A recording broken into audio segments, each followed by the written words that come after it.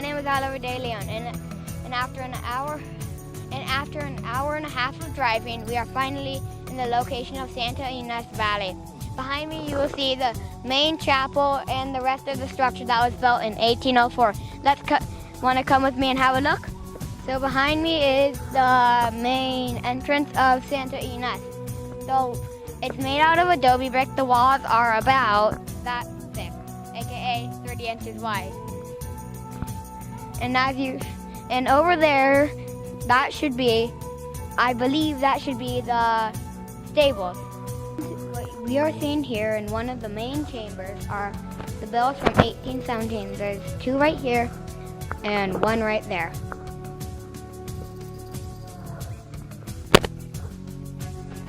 Up here, there are saws that were used to cut down trees, and the wood that was used from that were made to build the frames of the doorways. Over here, there is a church, and what happened to the church?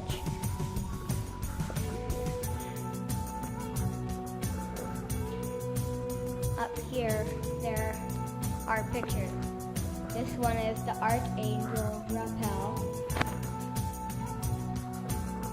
This one is St. John the Baptist. Right now we are in probably around here, in one of these rooms right here. As you can see, there is a main courtyard, well, pretty big courtyard. And soon hopefully we'll be seeing the blacksmith shop, was located in this section. And there will be other rooms that we'll be seeing. So, used by the Chumash Indians at the mission. Given to the Murphy family by Mission Padres in 1879. This is what it looks like. This is what the tools look, the objects that they used. That they had. Some type of musket gun, spurs, a painting, the Chumash Indians. We're in the Madonna Chapel, just about to go into the main chapel. It's really interesting to see how these doors were made back then. Like this old craftsmanship is completely different from the modern day craftsmanship. We are about to enter the mission church with reverence. Let's go. See, it's right there.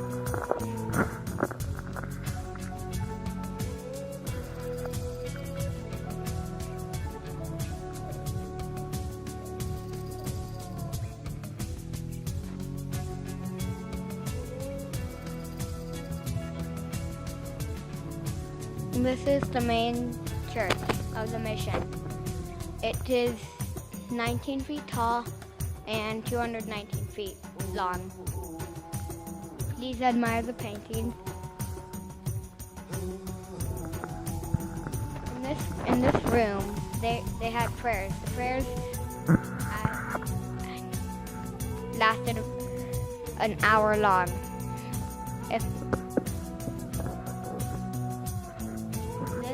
Where the priest would lead the prayers.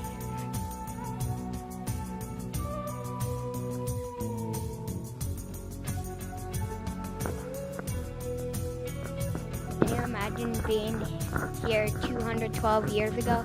This was very modern structure for the Chumash Indians, even though it might seem like a really old building.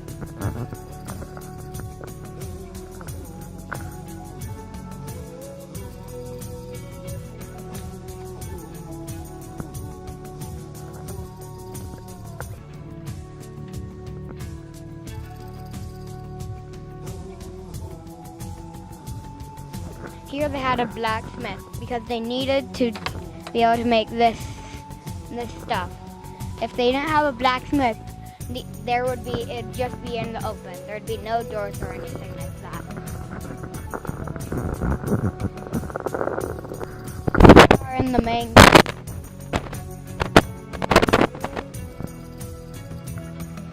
This garden grew different kinds of fruits, but right now they're only growing lemons. As you can see, we are in the cemetery.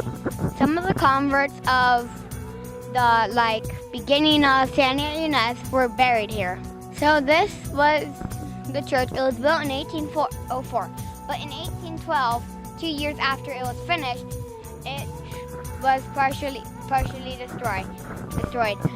Most of the structure is not in existence anymore, but the stuff that is in existence was rebuilt.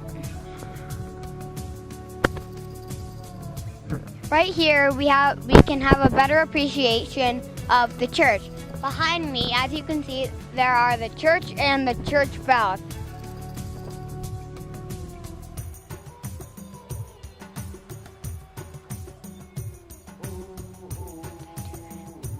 Here I'm standing where the first educational institution was. In 1844, it was established. Here is an example for asphalt. The Chumash Indians use asphalt for flooring. Throughout the church, you might have saw black tiles. Well, that was polished asphalt for the flooring.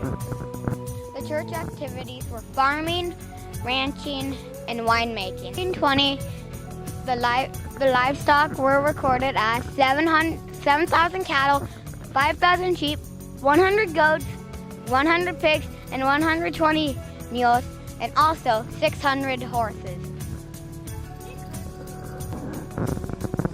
This is the brand of Santa Ines Mission. Activities in this church were farming, ranching, winery, the crops, and leather making.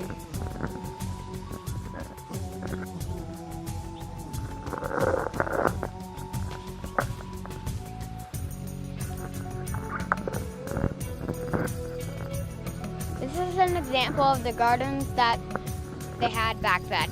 As you can appreciate, the soil was probably very fertile. This is an example of the mission's brand. This marks the cattle. This out up here, these walls, this roof was used to protect the foundation from rain. In 1812, a portion of this church was destroyed by an earthquake. When Mexico's independence from Spain, this church was secularized. A fun fact is that Abraham Lincoln established this church that we're standing in front of right now, a Catholic church. This reservoir received water from a dam and aqueduct built by the Chumash. The dam was located along Pinato Creek, some 2 miles from here. The water was stored in the reservoir and delivered by an underground pipeline to the mission village, 200 yards south from here, and used for drinking, washing, and irrigating the mission's orchards. This is an example of how the arches were made. This is an arch that survived in the 1812 earthquake. For many years, the arches between 10 and 19 collapsed in the earthquake. This is an example of how the arches were made. This is a remainder of the 19th arch. These arches were made in 1989. But we are going to see the first 10 arches. This is a remainder of the 10 remaining arches that out of the ones that collapsed in 1812. Over there are the ones that collapsed in 1812. but only one of them over there. This is where the mission farming was.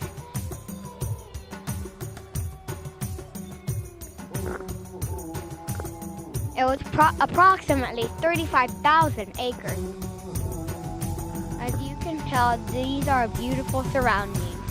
It is a really special privilege to come see this church and see all the beautiful artifacts. Today I felt really happy to come see this church that had a lot of history behind it. Thank you for watching this video. I really think that coming to San Ines was a huge privilege, and not everybody gets to do this.